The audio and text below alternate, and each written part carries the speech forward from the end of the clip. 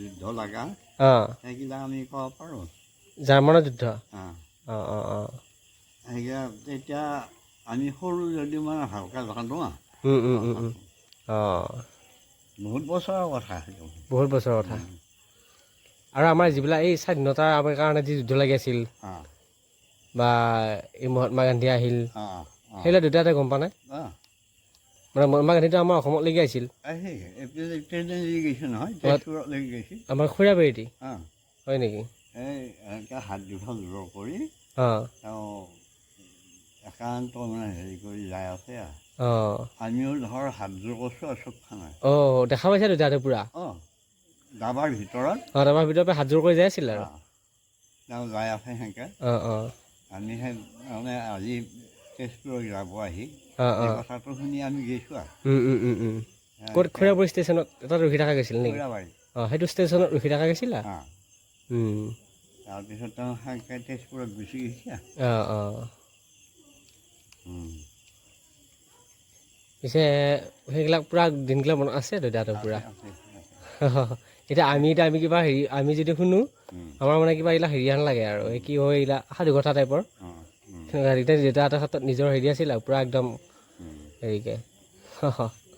এই গুৱাহাটীত কংগ্ৰেছ মহাসভা তাত লাগি পাইছিলে দুইবাৰ আছিল নেকি হেৰি লাগি মানে আমাৰ অসমত। এই আমি চাব গৈছিলোঁ। তেতিয়া আকৌ এই হেৰি নাই, এই জাহাজেদি পাৰ হৈ যাব লাগে হেৰি লাগি গুৱাহাটীত লাগি। গুৱাহাটীত লাগি তেতিয়া দলং নাছিল নেকি? শৰাইঘাটখনো নাছিল। আমাৰ যিখন শৰাইঘাটৰ দলং যিখন বনাইছে বৰ্তমান তেতিয়া নাছিল। মানে অকল জাহাজেদি অহা যোৱা কৰা। বহুত দিন আগৰ পিছে কংগ্ৰেছ মহাসভা বহা তেতিয়া আমি জাহাজেদি পাৰ হৈ যাই পেলাই চাইছোঁ। পিছে শৰাইঘাটৰ যদি আগত হ'ব লাগে বহুত দিন আগৰ শৰাইঘাটৰ দলং হোৱা চাপাই গৈছোঁ আমি। হয় নেকি? মানে বনাই থকা দেখা পাইছা দেউতাহঁতে? ইছ হেৰি ভাঙা ডাঙৰ লোহাগিলা ছিঙি দিয়ে দুটা মানুহ এটা থিয় হৈ এটা ঘূমাবই।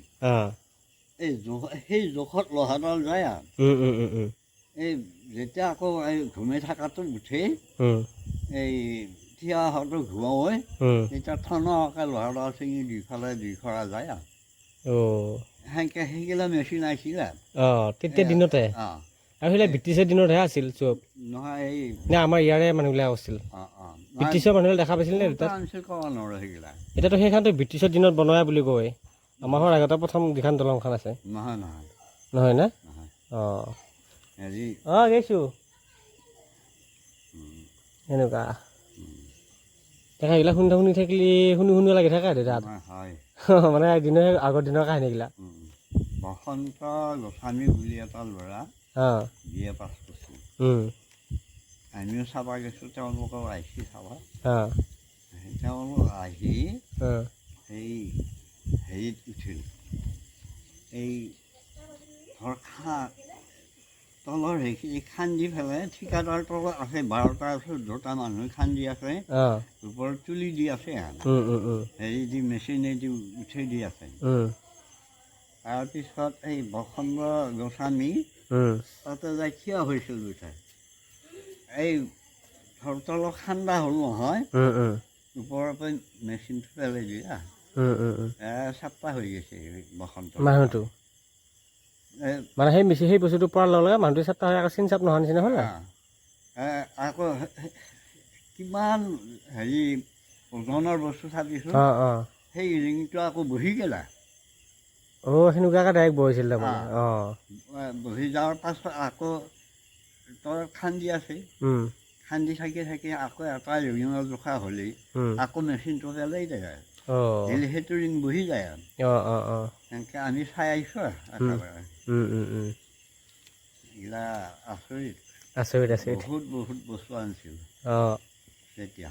তাকে এতিয়া আজিকালি বাৰু বহুত ওপৰতে উঠিল, হ'লেও সেই তেতিয়া দিনতে কিন্তু তথাপিতো বৰ ধুনীয়া হেৰি আছিল, মানে পূৰা একদম ডাঙৰ ডাঙৰ হেৰি বস্তুবিলাক আছিল মানে অসম্ভৱ অসম্ভৱ বস্তুবিলাক অসম্ভৱ অঁ সেইটোৱে মানে এতিয়া আজিকালিৰ নিচিনাই এইবিলাক বাহিৰৰ পৰাই লৈছিল কিজানি আমাৰ তেতিয়া এইবিলাক ভাৰতত ইমান হেৰি নাছিল নাই বাহিৰৰ বস্তু আনিছিল অঁ তাহাঁতৰ আৰু সেই হিচাপতে কয় নেকি এইবিলাক ব্ৰিটিছৰ দিনতে বনোৱা বা ব্ৰিটিছৰ মানুহবিলাকে আনি পেলাই বনাইছিলে এনেকুৱা ব্ৰিটিছৰ দিনত নহয় অঁ তাৰপিছত হেৰি এই ভাৰত পাকিস্তানৰ যুদ্ধ হৈছে মানে এই যুদ্ধ খান হোৱাৰ পিছত অঁ অঁ দলং খানত বোমা দিওঁ বুলি পহৰা আছিল অঁ অঁ অঁ অঁ এই আমি ভালকৈ ক'ব পাৰোঁ অঁ পাকিস্তানৰ যুদ্ধ তেতিয়া আৰু পূৰা মানে গম পায় আৰু তাতে বা আজিকালি এতিয়া সেইবিলাক খুব বেলেগে নহয় আন হৈছে এতিয়া এতিয়া আছে কাৰণে বস্তুবিলাক গম পাই আছোঁ আমি তাকে